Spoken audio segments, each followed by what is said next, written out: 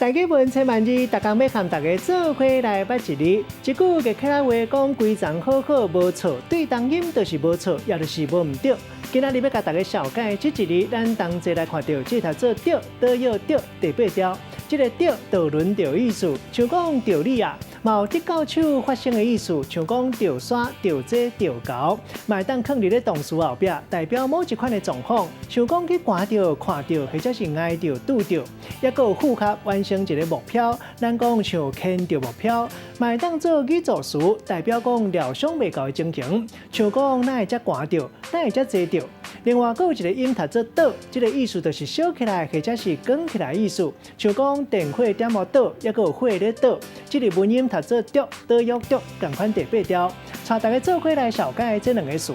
头一个读做着踏，本地意思是讲脚去踏到物件绊倒，比如做拄到困难或者是唔对、失误、犯错。第二个词读做着调，这个意思就是中计或者是中圈套，比如做犯法。咱用一句话来举例，甲这两个词合做伙。